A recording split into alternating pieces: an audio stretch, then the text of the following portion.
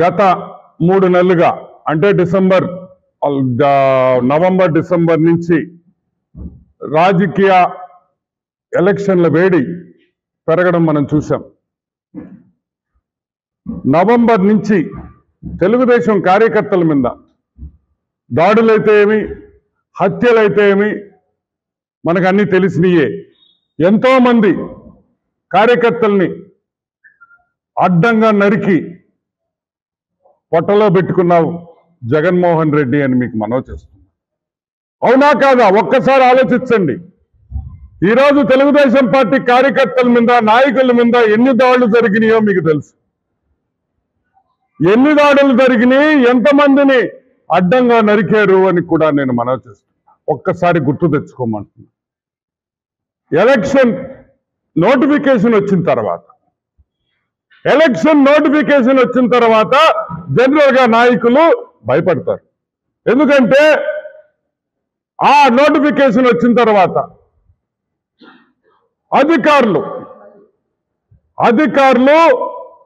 సరిగ్గా పనిచేస్తారు, భయంతో పనిచేస్తారు, విజ్ఞతతో పనిచేస్తారని మనమందరం అనుకున్నాం. భారతదేశంలో జరుగుతున్న ఎలక్షన్స్ లో ఎక్కడ కూడా ఈ విధమైన పరిస్థితి లేదని కూడా నేను మనవి చేస్తాను. వైసీపీ నాయకులు ఎంత దిగజారంటే జీపుల మీద ఎక్కి మైక్ పెట్టుకొని ఏమంటున్నారు? తరిమేస్తారా, చంపేస్తామా, అడ్డంగా బుక్ చేసేస్తామా, మీ అంతు చూస్తామా? అసలు ఏం జరుగుతుంది ఆంధ్ర రాష్ట్రంలో నేను అడుగుతున్నా. అంటే మైక్ పెట్టుకుంటే ఏమైనా మాట్లాడేస్తారా? మీరు ఏమైనా మాట్లాడేస్తారని అడుగుతున్నాం. అంటే మీకు ఓటు వేయకపోతే యాసిడ్ పోసేస్తారా, చంపేస్తారా, ఇల్లు తగలబెట్టేస్తారా, ఇళ్ళల్లో నుంచి ఊళ్ళల్లో నుంచి తరిమేస్తారా? ఎవరిచ్చారా మీకు ఈ అధికారం?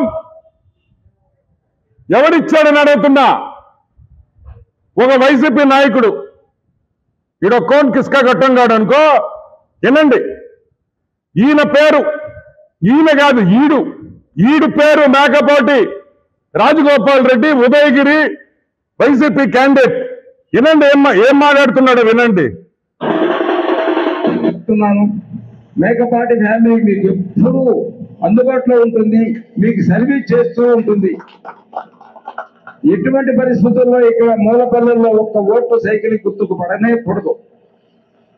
ఏదన్నా పొరపాటు జరిగిందంటే మాత్రం నేను ఖచ్చితంగా చెప్తున్నాను, ఆ సైకిల్ గుర్తు మనుషులు ఇక్కడ ఎవరూ ఉండరు. గెలిపించి జగన్మోహన్ రెడ్డిని ముఖ్యమంత్రిగా చేసుకున్నారు. మూలపల్లెల్లో ఒక్క ఓటు సైకిల్ గుర్తుకు పడనే కూడదు. ఏదన్నా పొరపాటు జరిగిందంటే మాత్రం నేను ఖచ్చితంగా చెప్తున్నాను, ఆ సైకిల్ గుర్తు మనుషులు ఇక్కడ ఎవరూ ఉండరు. గెలిపించి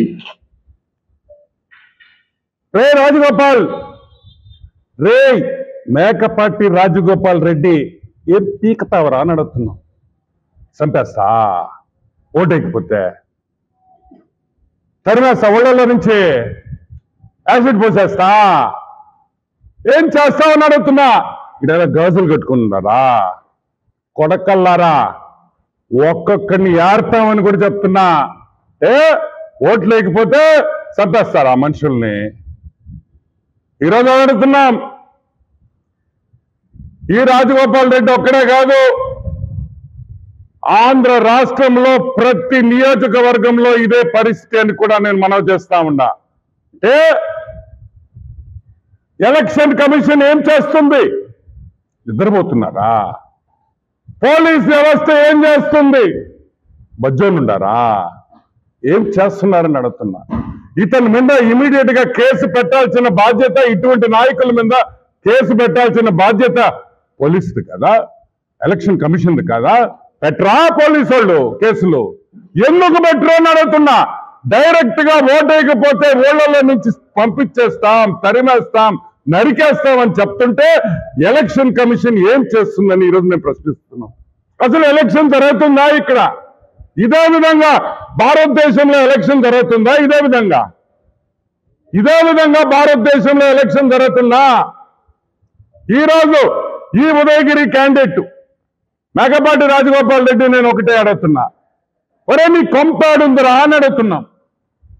అసలు నీ కొంప ఉందా నెల్లూరు జిల్లాలో? ఎక్కడుంది నీకు కొంప?